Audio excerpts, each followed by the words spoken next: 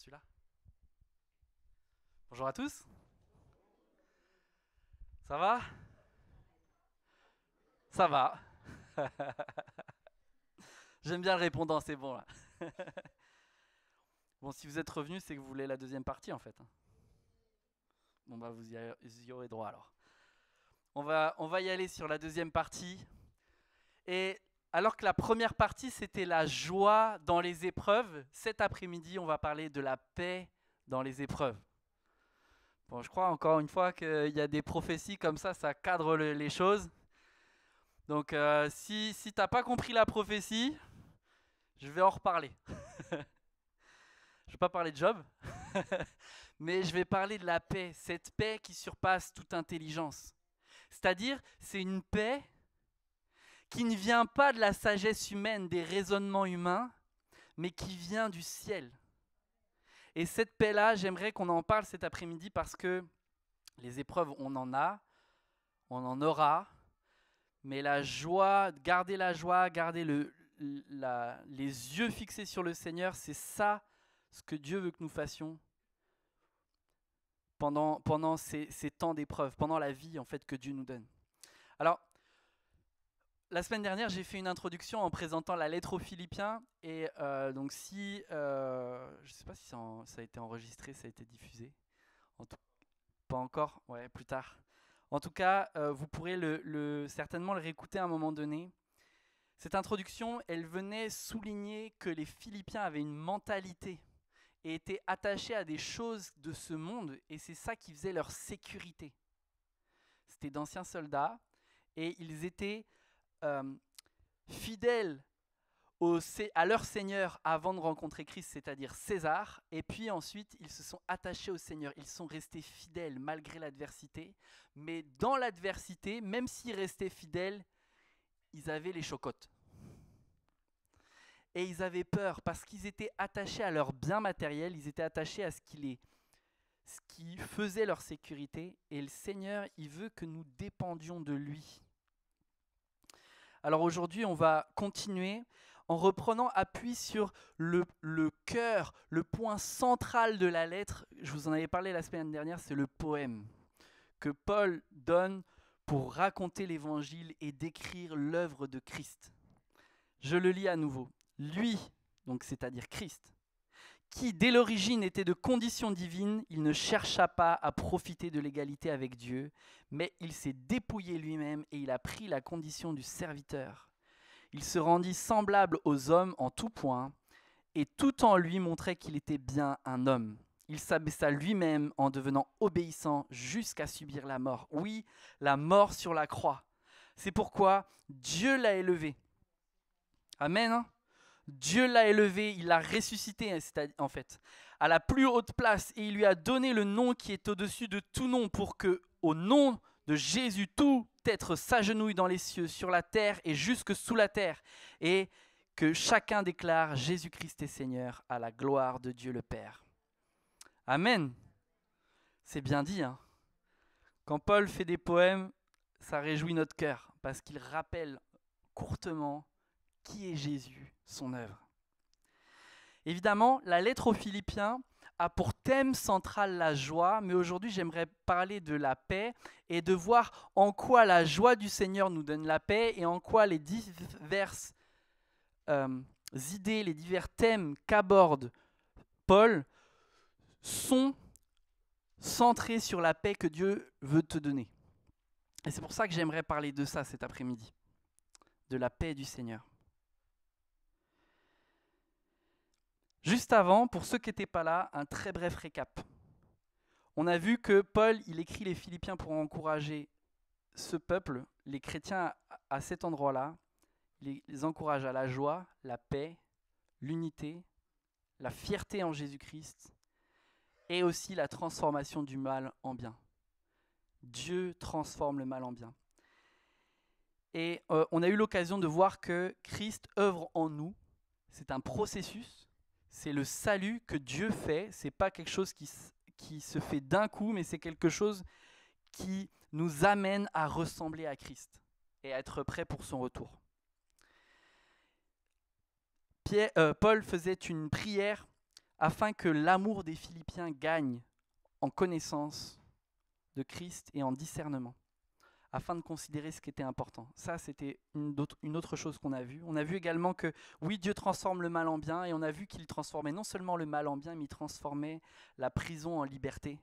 Il transformait la peur en audace et la défaite en mission. On a vu que être fier de Jésus, c'était ça, la véritable joie que Dieu voulait nous donner. Être fier de ce que Jésus a accompli, et c'est ça qui nous permet de continuer le combat malgré les souffrances. Il donne finalement un sens à notre vie et nous encourage. Voici tout ce qu'on a vu la semaine dernière. Et nous avons vu pour terminer l'unité. L'unité qui est possible par la dépendance avec le Saint-Esprit. Et ça nous amène à être semblables à Christ, c'est-à-dire à être des serviteurs. On a vu pas mal de choses la semaine dernière. Ça va, vous en souvenez ? Est-ce qu'il y en a sur l'invitation que j'ai pu faire, ont pu lire dans la semaine les Philippiens ? Ils se sont dit, ah tiens, je vais essayer de voir ce que Guillaume va prêcher dimanche. Il y en a quelques-uns là, ouais. C'est bon, hein ? C'est bon. Alors je vais vous partager le fruit des méditations que j'ai pu avoir concernant cette lettre-là. Peut-être vous avez vu et Dieu a pointé certaines choses en particulier dans votre cœur parce que Dieu veut vous parler personnellement. C'est une relation individuelle que le Seigneur veut avoir avec nous pour un impact collectif. Le premier point que j'aimerais voir avec vous, c'est quel est le fruit de la joie dans le Seigneur ? Quel est le fruit de la joie dans le Seigneur ? Paul, en fait, il y a plusieurs fois dans son épître où il vient présenter ce qu'est la joie et qu'est-ce qu'elle procure. Et on va lire 4 versets. C'est comme si ces 4 versets, c'était des ponctuations. C'est comme si, à chaque fin de phrase, ou de groupe de phrases, il rappelait ce qu'est la joie. Et c'est pour ça que c'est tellement important de garder en tête cette notion de la joie. Et il dit, premier verset dans Philippiens 1, 3 au 4, « J'exprime à Dieu ma reconnaissance chaque fois que je pense à vous. Je prie pour vous en toute occasion et c'est toujours avec joie que je le fais. » La joie de Paul, elle est envers les Philippiens. Il se réjouit de ce que Dieu fait dans le cœur des Philippiens. Il exprime sa reconnaissance à Dieu pour ce qu'il fait dans le cœur des Philippiens. Et il a la joie de voir que les Philippiens grandissent. Un deuxième verset, « Vous aussi de la même manière, réjouissez-vous et réjouissez-vous avec moi. » En fait, Paul, il est en train de dire que sa joie, ce n'est pas quelque chose qu'il va garder pour lui, c'est quelque chose qui est partagé. Ça veut dire que si la joie que tu as reçue du Seigneur, elle n'est pas partagée, alors, est-ce que c'est la joie du Seigneur ? Est-ce que c'est une joie qui porte un fruit ? Et c'est ça justement ce qui nous amène, et c'est pour ça que je vous encourageais encore la semaine dernière à pouvoir exprimer à Dieu votre joie. Et pas que ce soit juste une joie intérieure profonde, tellement profonde que même vous ne savez pas où elle est. Non, Dieu veut que nous exprimions une joie profonde envers le Seigneur et qu'on se réjouisse ensemble, les uns avec les autres. Ensuite, au chapitre 3, il dit « Maintenant donc, mes frères et sœurs, réjouissez-vous dans le Seigneur, je n'hésite pas à vous écrire les mêmes choses. » Paul sait qu'il répète. Et Paul n'hésite pas à se répéter au cas où on n'aurait pas bien compris. Et là, il souligne un autre aspect de la joie, parce que cela contribue à votre sécurité. Ah, la joie du Seigneur procure la sécurité et la paix. Pourquoi croyez-vous que quand Paul écrit aux Galates qu'il parle du fruit de l'esprit, il dit l'amour, la joie, la paix, et il met cet ordre-là? Même d'ailleurs, il dit le fruit de l'esprit parce que c'est l'amour, de l'amour découle la joie découle la paix, de la paix découle, etc. De la paix découle la patience. Ça le 4e, parce que la patience, on peut la tenir quand on est en paix. On peut la voir, cette paix, parce qu'on est dans la joie du Seigneur. Pas la joie du Seigneur liée aux circonstances que ça se passe bien, mais liée au fait qu'on est sauvé et que notre espérance est certaine. C'est-à-dire, c'est la foi. Une espérance certaine, la ferme assurance des choses qu'on espère, la démonstration de celles qu'on ne voit pas. Je vais vite pour certains thèmes, mais vous savez, et je veux le redire parce que, en fait, c'est la joie qui procure la sécurité. Paul est en train de dire que si tu te réjouis en lui, tu vas pouvoir recevoir la sécurité et la paix que donne le Seigneur. Une sécurité par rapport à quoi? La mort. Une sécurité par rapport au fait que Dieu fera justice pour toutes les souffrances endurées. Et une sécurité par rapport aux inquiétudes de la vie qui font dévier ton âme. Qui font dévier ton âme du chemin, le chemin qui est Christ. La sécurité, elle est précieuse, et donc la joie aussi. Nous voulons la sécurité, mais Dieu dit non, je ne te donne pas la sécurité si toi tu ne te réjouis pas. Mais Seigneur, j'ai aucune raison de me réjouir. Alors tu n'as pas compris l'évangile. Si tu raisonnes de cette manière-là, c'est justement ça qui fait que l'évangile a besoin de pénétrer ton âme pour que les souffrances que tu traverses, les inquiétudes que tu as, ne soient pas ton driver, ne soient pas en fait ce qui oriente, ce qui dirige ta pensée jour après jour. Le Seigneur veut que ce qui dirige ta pensée, ce soit seulement la joie d'être sauvé. Oui, mais Seigneur, c'est pas suffisant, j'ai besoin de ci, de ça. Le Seigneur, est-ce qu'il sait ou pas? Alors, nous avons besoin de nous réjouir. C'est un commandement de Dieu, c'est un commandement de Paul. Le fait que Paul dit réjouissez-vous, il dit pas, il dit si vous avez la force, réjouissez-vous. C'est comme si, non, réjouissons-nous ensemble. Amen. Hein? Et le dernier verset du chapitre 4, cette fois, donc on a vu chapitre 1, 2, 3, 4, à chaque chapitre sa joie, à chaque chapitre une profondeur nouvelle dans ce qu'est la joie du Seigneur. Chapitre 4, réjouissez-vous en tout temps de tout ce que le Seigneur est pour vous. Oui, je le répète, soyez dans la joie. La joie, il conclut en disant, mais en fait, oui, c'est la joie de tout ce que le Seigneur est pour nous. J'ai dit tout à l'heure que la joie du Seigneur, ça vient du salut. Mais dans le salut, il y a tout un package. C'est pas juste la joie parce qu'on est sauvé et que on verra ça quand on sera mort. Non, la joie du Seigneur, associée à la joie du Seigneur, associée au salut, il y a plein de choses que Dieu veut établir.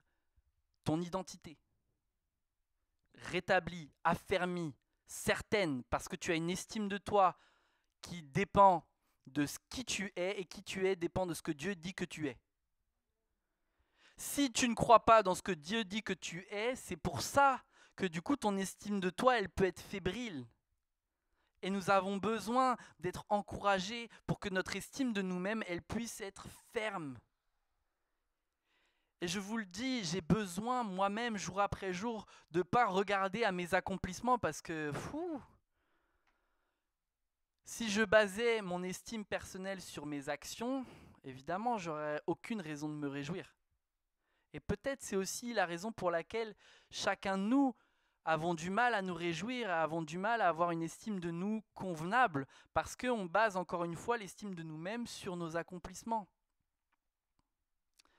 Et vous savez, j'écoutais là juste quelqu'un à un moment, il parlait de l'évangile, il n'est pas du tout chrétien, il parlait de l'évangile, il commençait à donner des principes et il disait, oui, l'évangile, c'est vraiment la pire religion, hein, parce que tu peux jamais penser que tu es un bon chrétien, tu peux penser que tu es un bon musulman, tu peux penser que tu es un bon juif à un moment donné, mais tu peux jamais penser que tu es un bon chrétien. Je dis, mais...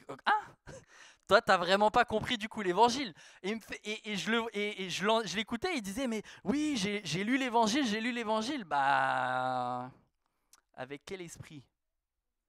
Un esprit, une sagesse humaine?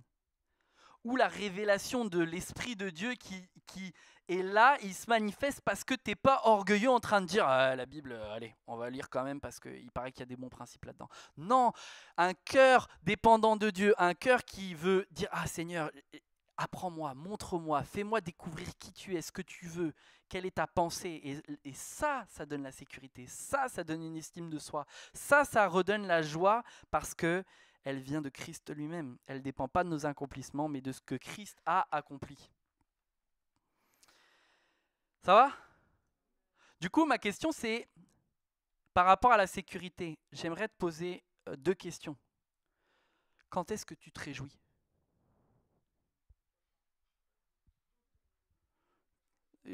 Répondez pas, gardez pour vous, juste réfléchissez. Moi, je parle pas du culte là où vous venez et dites ah, allez, louons le Seigneur, on loue le Seigneur. Non, moi, je te parle dans la semaine là. Dans la semaine. Quand est-ce que tu te réjouis? Quand est-ce que tu décides de manifester ta joie? Et la deuxième question qui est associée, c'est à quel sujet? À propos de quoi tu te réjouis? Examine-toi toi-même. Et réoriente ta joie. Parce que quand vient la tempête, alors ta joie pourra perdurer. Parce que tu la fonderas sur Christ. Et Paul, il vient l'exprimer dans le chapitre 3 d'une manière tellement profonde. Il dit, en fait, il veut souligner à travers son témoignage qu'il est passé de ses efforts à Christ. C'est-à-dire de lui-même à Christ. De Paul à Christ. De Guillaume à Christ. De Marido à Christ. Chacun. De Herman à Christ. De Shaima à Christ. De Junior à Christ. Mettez votre prénom. Qu'est-ce qui doit diminuer afin que Christ croisse? C'est Jean-Baptiste, hein? Il faut que je diminue afin que Christ croisse. Que Christ grandisse et prenne la place de mes efforts, de mes pensées, de mes raisonnements, de ma sagesse, de mes batailles à Christ. Lui qui est notre espérance. Lisons ensemble. On vient de voir le premier verset du chapitre 3. On avance vite, hein? On va aller un peu plus vite maintenant. Verset 2. Faites attention aux chiens. Faites attention aux mauvais ouvriers. Faites attention aux faux circoncis. En effet, les vrais circoncis, c'est nous, qui rendons un culte à Dieu par l'Esprit de Dieu, qui plaçons notre fierté en Jésus-Christ et qui ne mettons pas notre confiance dans notre condition. Il les cache, hein? Verset 4. Pourtant, moi-même, je pourrais mettre ma confiance dans ma condition. Témoignage de Paul, on y arrive. Si quelqu'un croit pouvoir se confier dans sa condition, je le peux encore bien plus que vous. Il dit, j'ai été circoncis le 8e jour, je suis issu du peuple d'Israël, de la tribu de Benjamin, hébreu, né d'hébreu. En ce qui concerne la loi, j'étais pharisien. Le CV, tac, tac, tac, tac, tac, tu te dis impeccable. Du point de vue du zèle, j'étais persécuteur de l'Église. Par rapport à la justice de la loi, j'étais irréprochable. Waouh! Qui peut se dire qu'il est irréprochable? Je considère... pardon, j'ai loupé un verset. Du point de vue... Non, verset 7, pardon. Mais ces qualités qui étaient pour moi un gain, je les ai regardées comme une perte à cause de Christ. Je considère même tout comme une perte à cause du bien suprême qu'est la connaissance de Jésus-Christ, mon Seigneur. À cause de lui, je me suis laissé dépouiller de tout et je considère tout cela comme des ordures afin de gagner Christ et d'être trouvé en lui, non avec ma justice, celle qui vient de la loi, mais avec celle qui s'obtient par la foi en Christ, la justice qui vient de Dieu et qui est fondée sur la foi. Ainsi, je connaîtrai Christ, la puissance de la résurrection et la communion à ses souffrances en devenant conforme à lui dans sa mort, pour parvenir d'une manière ou d'une autre à la résurrection des morts. Amen. Paul témoigne de ce qui fait sa fierté. Paul est en train de dire que ce qui le rend fier, ce n'est pas ses accomplissements, bien qu'il pourrait le faire. Non, ce n'est pas ça. Du coup, qu'est-ce qui fait notre fierté à nous?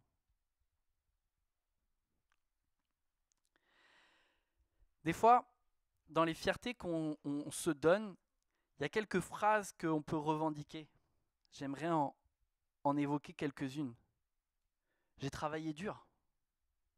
Je mérite. Je suis pas si mauvais. Pourquoi je souffre? Pourtant, j'ai prié. Et je suis encore malade. Je devrais, quand je lis la Bible, je prie, je vais à l'église. Ben, c'est ça qui est suffisant. Je devrais être béni maintenant. Ces pensées-là,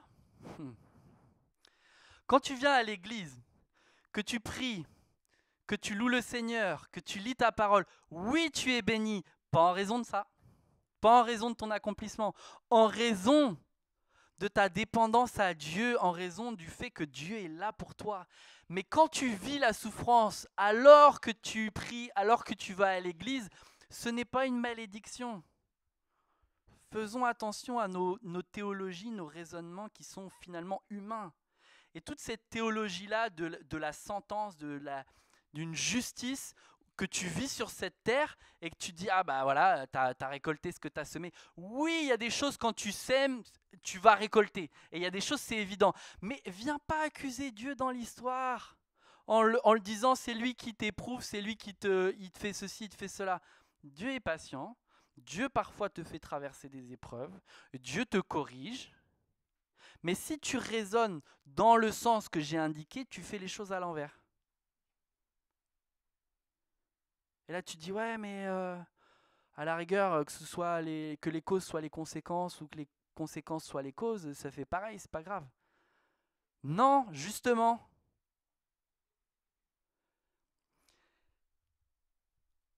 L'évangile a pour cause ce que Christ a accompli, la conséquence, c'est que j'obéis à la loi. Si tu raisonnes en disant, la cause, c'est j'obéis à la loi, la conséquence, c'est que je suis sauvé, c'est là que tu inverses cause et conséquence.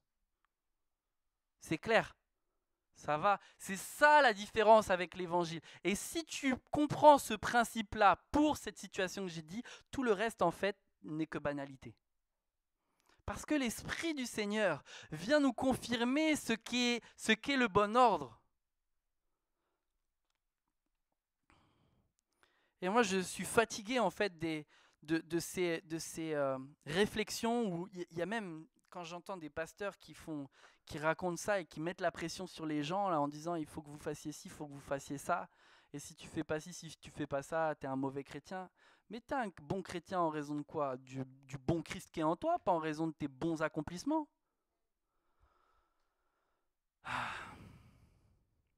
Et quand tu sais que tu as le bon Christ avec toi, là tu pries. Et là tu te donnes. Après, c'est un autre problème.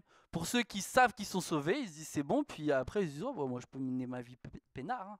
Je n'ai pas besoin de prier vu que je suis bon chrétien. Ouais, t'as pas compris la grâce, toi. Hein. Alors t'as pas compris la grâce, toi non plus.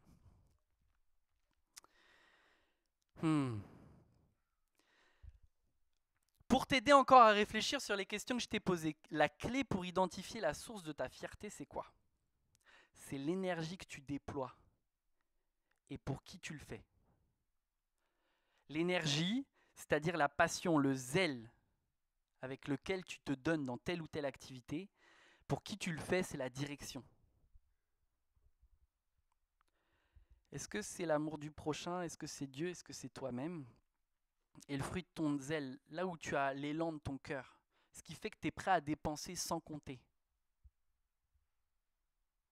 C'est pourquoi? C'est pour qui?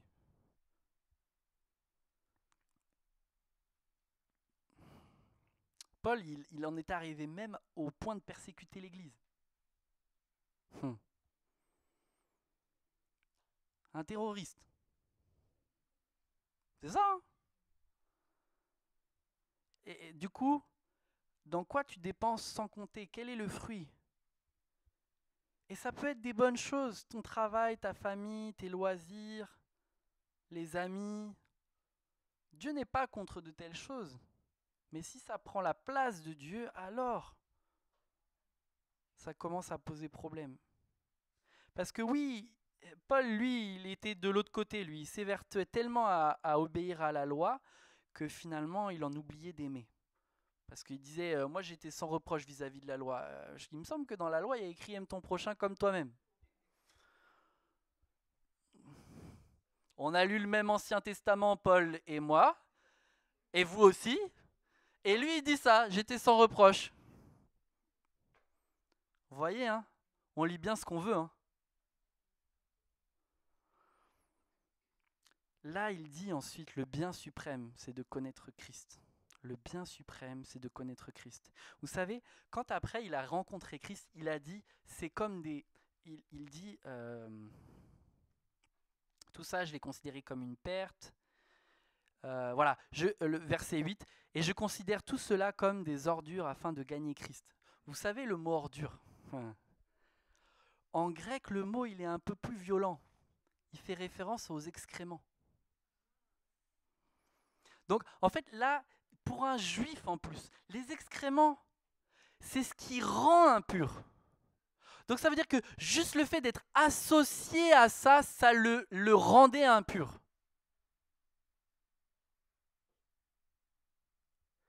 Sa pensée a évolué au point de reconnaître ce qui était pour lui pur est devenu impur. Ce qui était pour lui source de bénédiction était pour lui source de contamination.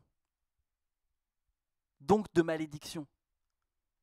Donc en fait, quand tu fondes ta fierté sur des choses qui ne sont pas, sur ce qui n'est pas Dieu, ça va te contaminer. Et je vous passe l'image. Parce que quand un bébé, il faut le changer parce qu'il n'est pas propre,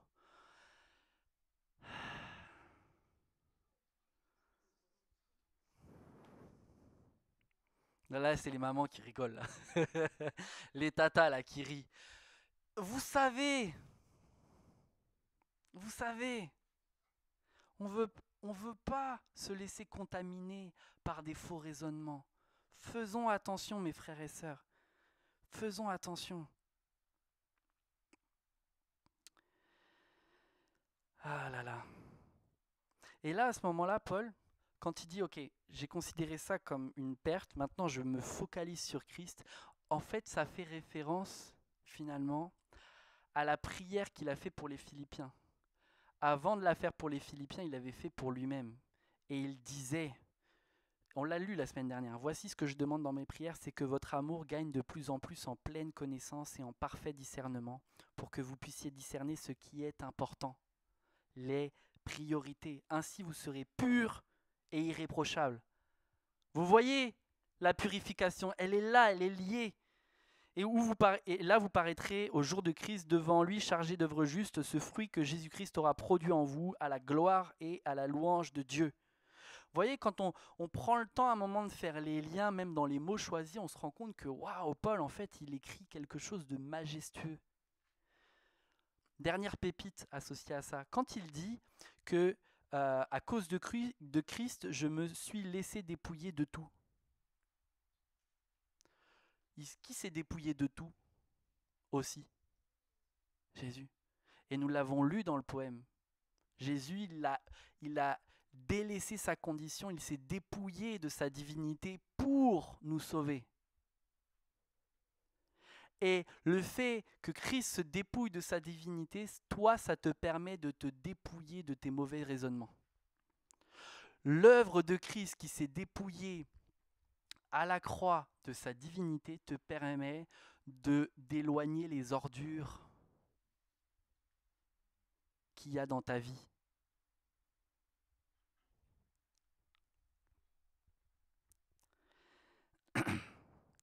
Ça va? C'est bien, même les enfants ils suivent là. Au taquet, au taquet. Partie suivante, courir vers le but. À partir du verset 12, Paul parle en disant qu'il n'est pas parvenu au but, mais il court. Il dit, verset 12, « Non, certes, je ne suis pas encore parvenu au but, je n'ai pas atteint la perfection, mais je continue à courir pour tâcher de saisir le prix. Car Jésus-Christ s'est saisi de moi. Non, frère, Pour moi, je n'estime pas avoir saisi le prix, mais je fais une seule chose, oubliant ce qui est derrière moi et tendant de toute mon énergie vers ce qui est devant moi, je poursuis ma course vers le but pour remporter le prix attaché à l'appel que Dieu nous a adressé du haut du ciel dans l'union avec Christ. Nous tous qui sommes spirituellement adultes, c'est cette pensée qui doit nous diriger. Et si sur un point quelconque vous pensez différemment, Dieu vous éclairera là aussi là-dessus. Seulement, au point où nous en sommes parvenus, continuons à marcher ensemble dans la même direction. Suivez tous mon exemple, frères, et observez comment se conduisent ceux qui vivent selon le modèle que vous trouvez en nous. Bon, ça fait écho à ce que je viens de dire, tout ce que Paul souligne. Mais là, Paul, il emploie une nouvelle métaphore, la compétition, cette course, ces activités sportives que les Grecs faisaient pour se réjouir. L'idée, c'était une compétition pour savoir qui allait remporter les fameux Jeux Olympiques. Hein, la notion de Jeux Olympiques, elle est arrivée là. Et à ce moment-là, Paul, il est en train de dire que le salut est une course. C'est une compétition pour parvenir au but, atteindre la perfection, saisir le prix. Pourquoi Paul il dit ça? Il dit parce que Christ s'est saisi de moi. Et alors à ce moment-là, quand on pense compétition, on se dit ah bah c'est les uns contre les autres. Bah justement non. C'est là que s'arrête l'analogie. En fait, la compétition, c'est regarder devant toi, mais pas de regarder sur le côté. Parce que si tu regardes sur le côté, tu vas pas finir devant. Vous savez, quand on est en voiture, si on regarde trop sur un côté et qu'on veut continuer d'aller tout droit, devine quoi? Tu tournes. Et en fait, il dit de ne pas regarder, oubliant ce qui est derrière moi. En fait, Paul, il dit, je vais pas regarder le passé là. Parfois, il faut regarder le passé pour pouvoir guérir de certaines choses. Mais si tu fixes ton regard sur le passé, c'est comme si tu regardais tout le temps dans ton rétroviseur. La fenêtre est petite, ça te permet de considérer ce qui est derrière toi, mais si tu avances, le danger, il vient d'où? De devant. Pourquoi on a un plus grand pare-brise devant nous? Parce que c'est la direction dans laquelle on va. Donc, prenons le temps de regarder dans la fenêtre que Dieu nous donne, une fenêtre gigantesque, une fenêtre de bénédiction, plutôt que de tout le temps regarder dans le passé et ce qui nous amène à nous disqualifier.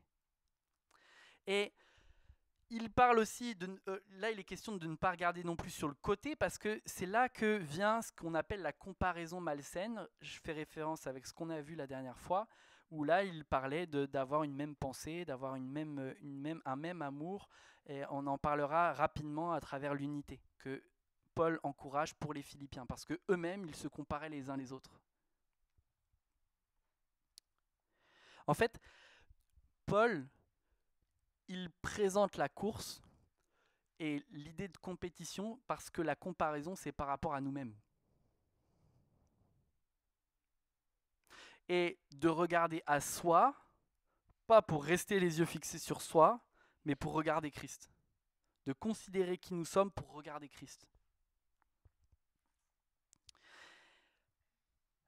Pour souligner cela, Paul, il écrit dans Galates au chapitre 6, verset 4-5, il dit que chacun examine son propre comportement. S'il découvre quelques aspects louables, alors il pourra en éprouver de la fierté par rapport à lui-même et non par comparaison avec les autres. Bon, je pense que là, tout est clair. Car chacun aura à répondre pour lui-même de ses propres actions.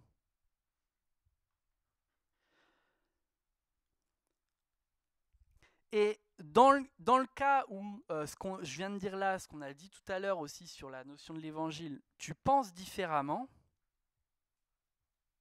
il dit, Dieu va t'éclairer. Dieu va t'éclairer. Parce que l'enjeu au final, c'est que nous marchions ensemble. Parce qu'il dit, au point où nous en sommes rendus, le verset 16, seulement au point où nous sommes parvenus, continuons à marcher ensemble dans la même direction. En fait, là, il est en train de dire, bon, ok, vous pouvez commencer à avoir des avis un petit peu différents sur certains points de l'évangile, sur certaines notions, sur certains éléments comme ça. Mais Dieu veut que vous cultiviez ce qui est le plus important, l'amour envers lui, mais l'amour envers le prochain aussi, afin qu'il n'y ait pas de division. Veillons sur notre cœur par rapport à ça. Et si du coup, nous entraînons ce genre de choses, eh bien, nous égarons en fait. Parce que le Seigneur, il ne veut pas que nous nous dispersions, il veut que nous marchions ensemble.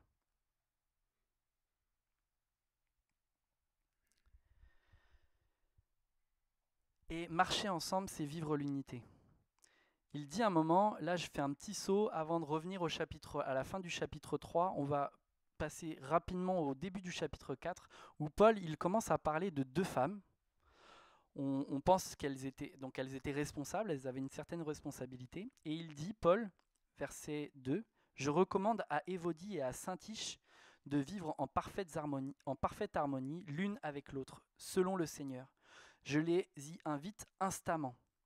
Toi, mon fidèle collègue, je te le demande, viens leur en aide, car elles ont combattu à mes côtés pour la cause de l'Évangile, tout comme Clément et mes autres collaborateurs dont les noms sont inscrits dans le livre de vie. » Paul il est en train de souligner qu'il y a un enjeu pour vivre en pleine harmonie dans l'Église. Il y a deux responsables dans l'Église qui sont en désaccord, et l'enjeu de l'Église est l'unité. Il y a un problème, il pourrait y avoir une division et des conflits. Paul, il ponctue aussi son texte par des enjeux d'unité. En fait, il se rend compte qu'il y a eu un point où une division pourrait arriver et Paul requiert qu'il y ait un médiateur, quelqu'un qui vienne pour leur venir en aide. Des hommes, des femmes sages qui pourraient aplanir les sentiers. Et à ce moment-là, il leur demande quelque chose, il dit voilà, il invite en fait ces deux femmes-là à avoir de la compréhension, de la sagesse dans les relations. Vous savez, il y a plein de situations pour lesquelles on pourrait se diviser. Il m'a pas dit bonjour lui. Oh alors lui. Ah puis non, le style de louange là, j'aime pas trop là. Ah, et puis en plus il y a eu voilà, c'est bruyant, puis et puis il y a un style de musique là, c'est mieux quand on chante des nouveaux chants. C'est pas bien là quand on chante des vieux chants. Vous savez toutes les discussions qu'on pourrait avoir, c'est stérile tout ça. Et j'évoque ça sur le ton un petit peu de l'humour parce que j'ai l'impression que l'enjeu en fait entre ces deux femmes-là, il était un peu plus important que juste la couleur de la moquette où elle m'a pas dit bonjour. Et Paul, il vient dire attends. Vous avez servi ensemble mes sœurs. Vous avez produit du fruit ensemble. Et là, il ne décrit pas la raison, mais là, il y a un enjeu. Mais restez à marcher ensemble. Marchons ensemble. Soyons des agents, des artisans de paix qui invitent l'unité. Mes frères et sœurs, mettons-nous en action pour que ceux qui sont dispersés vivent l'unité. Et qu'il y ait un encouragement. Oui, les critiques, on pourrait les avoir. Oui, les raisonnements, on pourrait les avoir. Mais je relis chapitre 2, versets 1 à 4. N'avez-vous pas trouvé dans le Christ un réconfort ? Dans l'amour, un encouragement, par l'esprit, une communion entre vous ? N'avez-vous pas de l'affection et de la bonté les uns pour les autres ? Rendez ma joie complète, tendez à vivre en accord les uns avec les autres. Et pour cela, ayez le même amour, même pensée, tendez au même but. Ne faites donc rien par esprit de rivalité ou par un vain désir de vous mettre en avant. Au contraire, par humilité, considérez les autres comme plus importants que vous-même et que chacun regarde non ses propres qualités, mais celles des autres. Attention, il y a une situation où ce texte-là n'est pas applicable. Et je vous invite à réécouter le message si vous ne vous en souvenez pas de l'offense et du pardon. J'ai prêché une fois sur l'offense et le pardon, et il y avait des enjeux clés sur comment rétablir la relation. Cette relation a besoin d'être rétablie dans la mesure où le pardon peut libérer. Ça ne veut pas dire qu'il y a eu le pardon, qu'il y a forcément rétablissement d'une relation. Et vous savez, mes frères et sœurs, parlons vrai. Dans l'Église, moi je ne connais pas tout le monde. Oui, en Christ, nous sommes frères et sœurs. Mais je n'ai pas tissé une relation d'amitié avec chacun d'entre vous, tout simplement parce que je n'ai pas le temps. Et puis que le Seigneur, c'est pas ce qu'il demande. Passage. Quand on pense l'Église, on se dit des fois on devrait être amis avec tout le monde et tout ça dans l'Église. C'est pas ça que la Bible dit. Et c'est là encore, ça c'est un raisonnement humain. Soyons mesurés. Mais si du coup parce que on se dit ah bah tiens le pasteur il m'a pas salué ou il a pas fait un sourire, ah bah du coup ça doit pas être mon ami, ou alors ça se trouve il m'aime pas, ou un truc comme ça. Je me prends moi comme exemple, ça évite que j'en donne d'autres. Et du coup si on considère ça, on se dit si on raisonne avec ça, on va vite se séparer, hein. Tu vas à l'église pour qui au final? Ah oui? Bah voilà.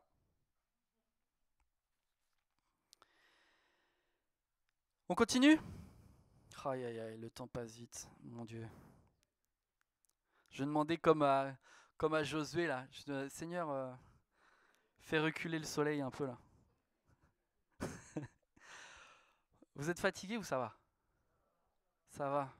Ça c'est ceux qui sont éveillés qui me répondent. Ah j'ai vu certains, et vous avez bien mangé à midi, hein. On tend les yeux là. Je suis sûr là, je viens de dire ça, ça vous ranime là, c'est bon. Je vous ai encore pour 5 minutes. J'espère un peu plus. Paul il continue en abordant un autre thème, il parle de ceux qui sont amis ou ennemis de Christ. Je vais lire vite. Car il en est beaucoup, donc là on revient au chapitre 3, à la fin du chapitre 3. Car il en est beaucoup qui vivent en ennemis de la croix, du Christ. Je vous en ai souvent parlé et je vous le dis une fois de plus en pleurant. Ils finiront par se perdre. Ils ont pour Dieu leur ventre. Ils mettent... C'est pas parce que je parle de ventre que je fais référence au fait que vous ayez trop mangé ce midi, hein. Après, effectivement, les excès de table, ça c'est un point, et ça c'est entre vous et Dieu. Ceci dit, ce n'est pas que au ventre, à ce qu'on l'on mange, que Paul fait référence. Continuons. Ils mettent leur fierté dans ce qui leur fait honte.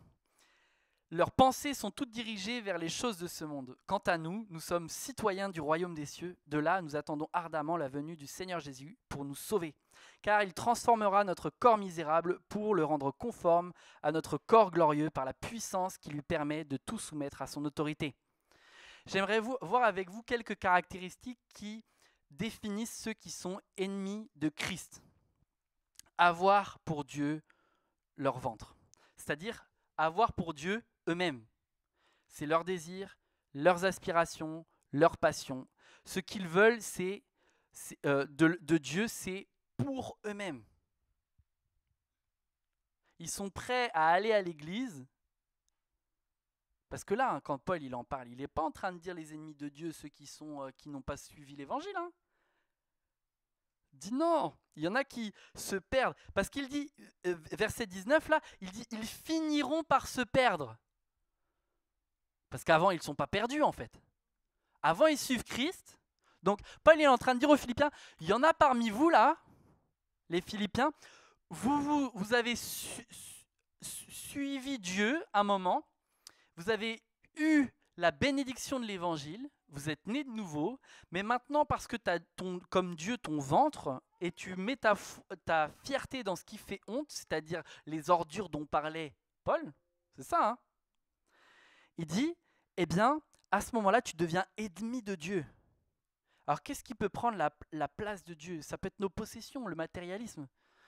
Il y en a, je me souviens quand j'avais prêché là, lors d'un baptême, j'avais pris le matérialisme en exemple, et comme exemple, j'avais pris le fait les magasins.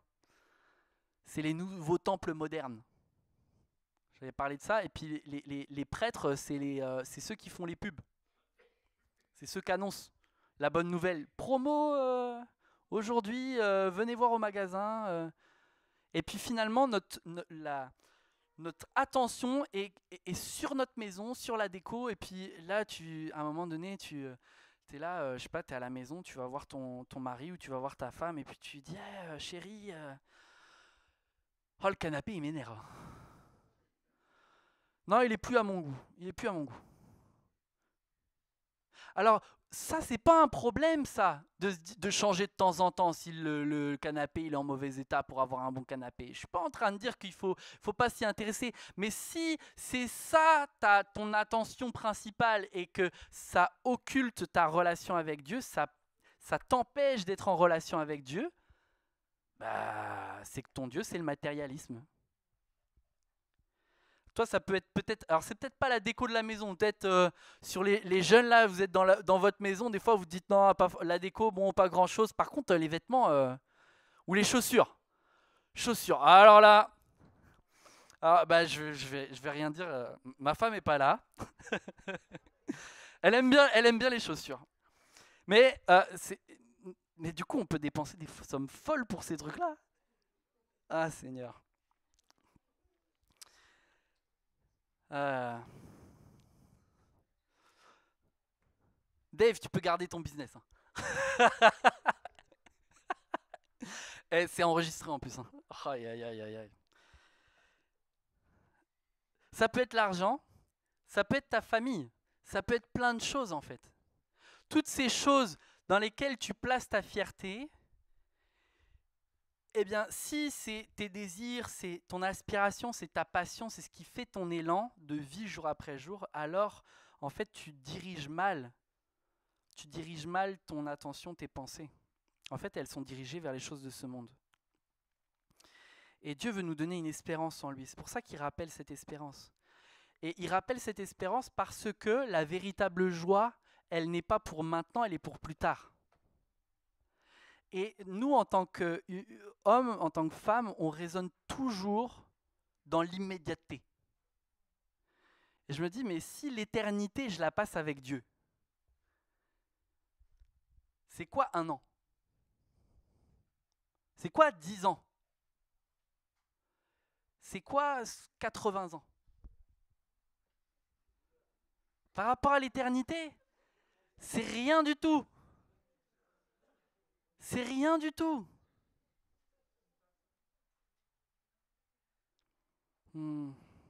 Seigneur. Et c'est de là, et c'est en reconsidérant, en repositionnant les choses à la bonne place que vient la paix. Et vient mon dernier point. Il y en a qui se disent, ah enfin. La paix de Dieu. Paul vient dire, chapitre 4, verset 6, « Ne vous mettez en souci pour rien, mais en toute chose, exposez vos besoins à Dieu. Adressez-lui vos prières et vos requêtes en lui disant aussi votre reconnaissance. Alors la paix de Dieu, qui surpasse tout ce qu'on peut concevoir, gardera votre cœur et votre pensée sous la protection de Jésus-Christ. Enfin, frères, nourrissez vos pensées, frères et sœurs, nourrissez vos pensées de tout ce qui est vrai, noble, juste, pur, digne d'amour ou d'approbation, de tout ce qui mérite respect et louange.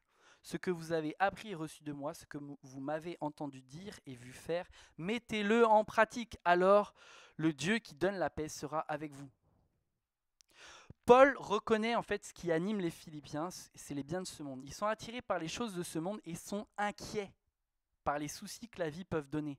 Maladie, souffrance, peur de ne pas être en sécurité, que ce soit une sécurité alimentaire, financière, à propos du vêtement, à propos de tout ce qui fait notre quotidien. Et en fait, la paix de Dieu, on remarque dans ce texte qu'elle est donnée sous certaines conditions. Vous avez remarqué dans la Bible qu'il y a des bénédictions qui sont données sous certaines conditions et il y en a d'autres qui sont données sans condition. Nous, on aime bien sans condition. Hein. Vous pouvez vous abonner à c'est sans engagement. On aime bien ça maintenant. Hein.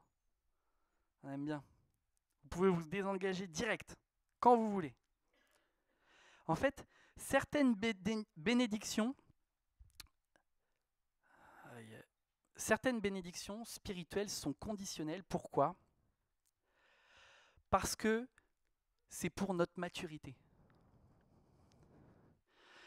En fait, Dieu met certaines conditions à des bénédictions pour que nous grandissions et que nous recevions une certaine maturité. Grandir dans la foi, c'est la volonté de Dieu pour nous et ça dépend de nos décisions.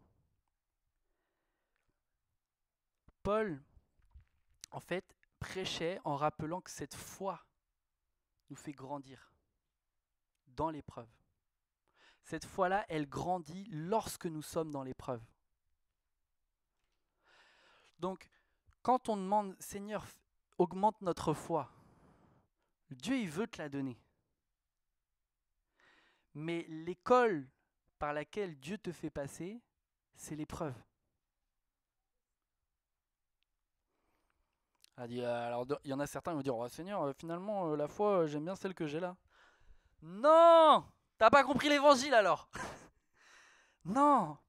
En fait, Dieu donne des conditions pour nous amener à le ressembler. Mais Christ, il réfléchit.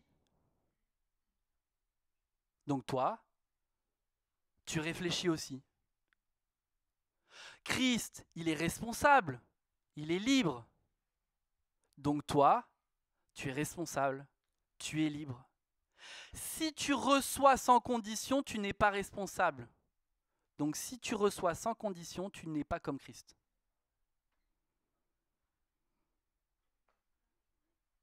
Donc, le fait de recevoir une bénédiction conditionnelle, c'est sain pour nous. Et c'est ça la vraie bénédiction. La bénédiction, c'est pas ce que tu reçois à la fin, c'est le chemin par lequel tu passes pour recevoir.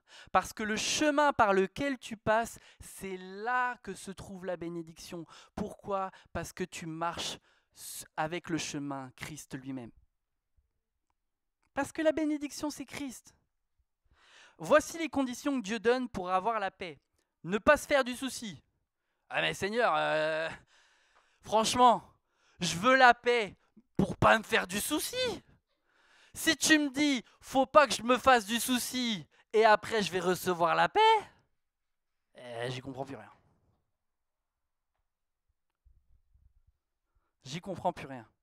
En fait, le combat, il est dans les pensées. Et il est lié au fait qu'on entretient ou non la peur. Et cette peur-là, Dieu veut qu'on lui remette.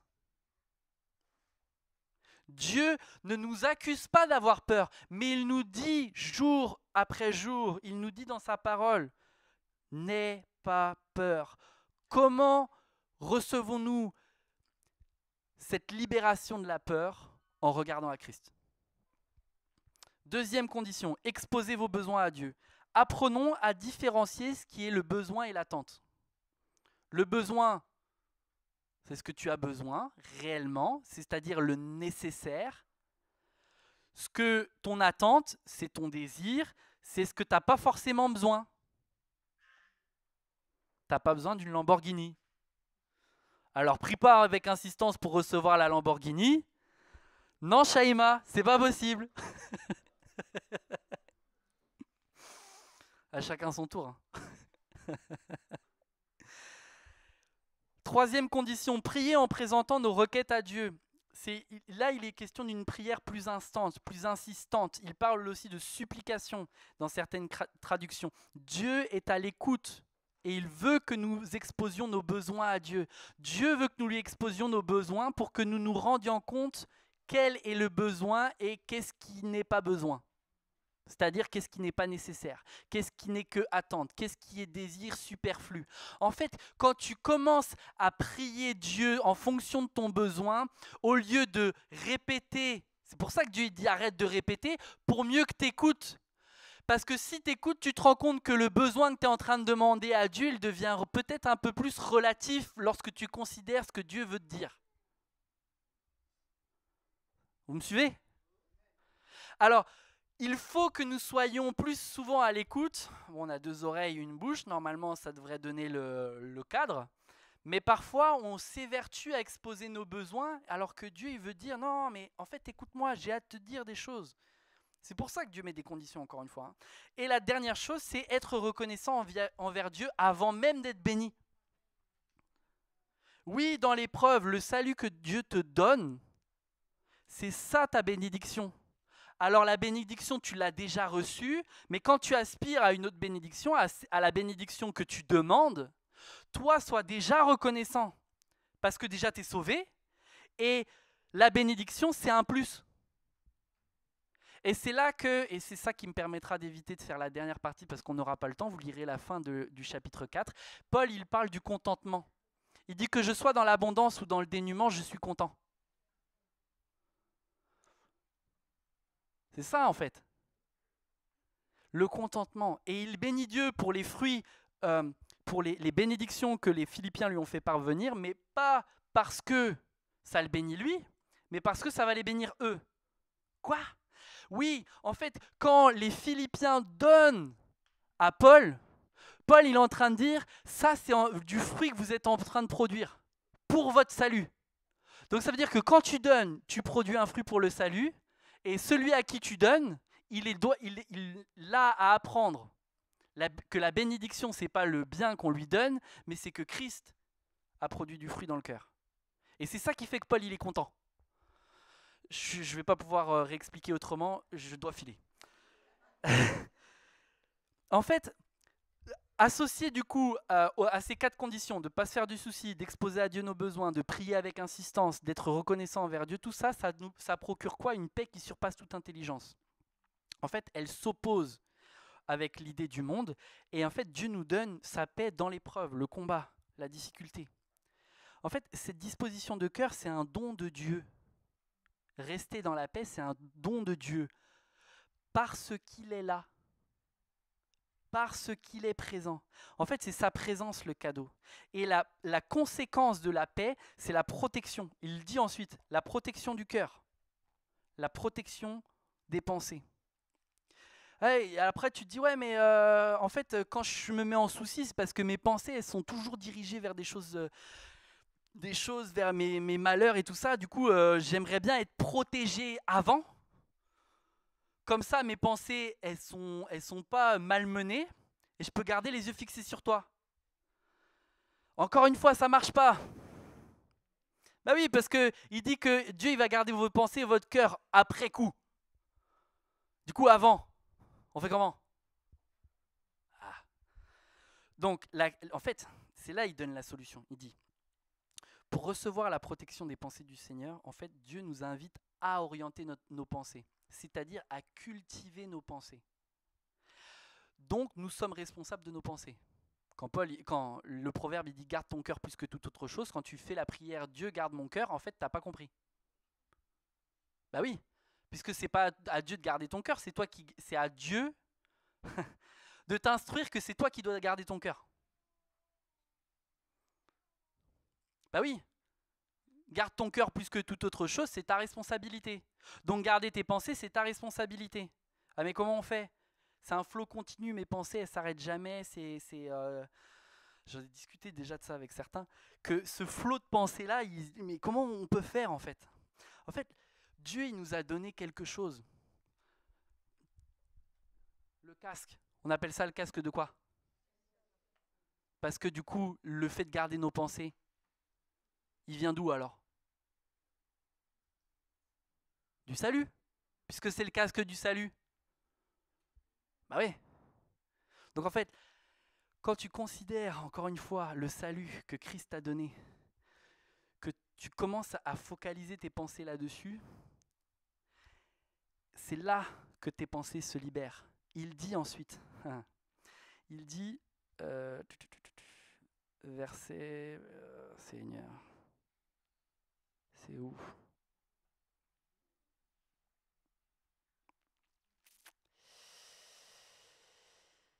Voilà, verset 8. Enfin, frères, nourrissez vos pensées de tout ce qui est vrai, noble, juste, pur, digne d'amour ou d'approbation, et de tout ce qui mérite respect et louange. Il parle de quoi là? Allez, donnez-moi un exemple de tout ce qui est juste, vrai, noble, pur, digne d'amour, d'approbation, tout ce qui mérite respect et louange. Bah oui, c'est Dieu. Bah, c'est si simple. Ouais. Et c'est là, en fait, que la libération, elle vient dans la relation.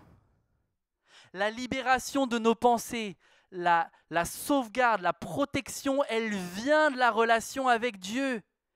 Parce que nos pensées, quand elles sont fixées sur le Seigneur, c'est là que la protection, elle vient. C'est ça, en fait.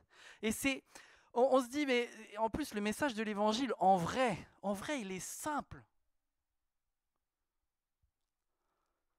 En vrai, il est simple. La solution se résume à la relation. La solution se résume à la relation. Et le problème du péché, c'est ce qui nuit à la relation. C'est pour ça que la Bible présente le péché pas comme le fait que tu aies fait le mal et tout ça. Non, c'est surtout la conséquence qui est importante, c'est la séparation éternelle avec Dieu. Donc le péché ne le perçoit pas seulement et pas avant tout comme étant j'ai pas prié aujourd'hui. J'ai pas lu ma Bible aujourd'hui. J'ai menti aujourd'hui. J'ai fait ceci. Oui, c'est pas bien tout cela. Dieu, il veut que tu pries, il veut que tu lises la parole. Il ne veut pas que tu mentes. Il veut tout ça. Mais comment tu peux t'en sortir avec ça quand tu es en relation? C'est ça la solution. Il n'y a que ça. Et je ne me lasserai pas de prêcher l'évangile de cette manière-là.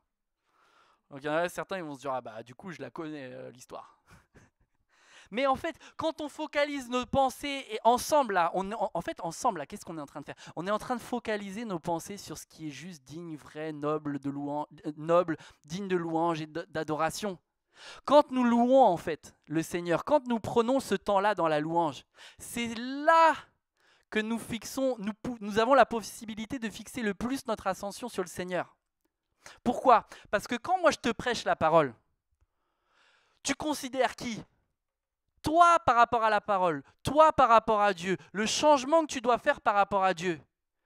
Mais le final, la conclusion, quelle est la conséquence? À quoi ça doit nous amener? À la relation avec Dieu. Donc ça veut dire que le meilleur moment du culte, et c'est pour ça qu'on appelle ça d'ailleurs un culte, le culte c'est pas écouter la parole, le culte c'est louer Dieu. Donc en fait si tu viens au culte pour écouter la prédication, c'est bien. Mais ma prédication ne va servir qu'à à fixer tes regards sur Dieu. Et quand tu fixes tes regards sur Dieu, quand tu loues avec un cœur ardent, c'est là que tu vis le culte. Donc peu importe que je prêche à un moment donné quelque chose, si au final ça te ramène à Dieu, c'est ça l'essentiel. C'est pour ça qu'à chaque fois que je prêche, je me dois de rappeler l'évangile, parce qu'en rappelant l'évangile, c'est là que nos regards se fixent sur Dieu. Donc je ne ferai pas autre chose que cela. Ah Seigneur. Seigneur. Est-ce que l'équipe louange peut venir? On va prier ensemble. Bon mes frères et sœurs, vous m'excusez pour le temps long que j'ai pris là, je sais que j'ai pris beaucoup de temps. Je voulais vraiment pouvoir terminer cette prédication parce que je veux, en particulier dans ces moments troubles que nous vivons, que la louange soit notre part. La joie et la paix soient notre part. J'écoutais cette semaine ce qui est en train de se passer en Afrique. J'écoute ce qui est en train de se passer au niveau du monde. Et quand j'écoute ça, au bout d'un moment, je me dis, oh, Seigneur, il faut que je fixe mon regard sur autre chose parce que mon œil commence à être fatigué. Et quand je fais ça, en fait, ça m'amène au plus proche de Dieu. Je me dis, Seigneur, en fait, quand je considère les malheurs de ce monde, je me rends compte encore plus combien ta grâce est abondante, combien ta grâce est bénissante, combien ta grâce change et fait toute la différence. Est-ce qu'ensemble, on peut louer le Seigneur et dire au Seigneur, oui Seigneur, je veux vivre la paix. Alors Seigneur, je veux cultiver mes pensées, je veux cultiver, Seigneur, mon cœur et entretenir mon cœur à toi, vers toi, pour que tu sois le centre de mon attention, pour que tu sois l'objet de mes pensées, parce que ce que je veux, c'est te louer et t'adorer. Ce que je veux, c'est vivre l'évangile. Je ne veux pas être fier de mes accomplissements, je ne veux pas être fier de ma bonne religiosité, je veux être fier de celui qui m'a libéré, je veux être fier de celui qui m'a sauvé, je veux être fier de celui qui m'a renouvelé, qui a changé mon cœur, qui m'a délivré. Alléluia! Alléluia. Levons-nous mes frères et sœurs, adorons le Seigneur, profitons dans la présence de Dieu. C'est le meilleur moment du culte.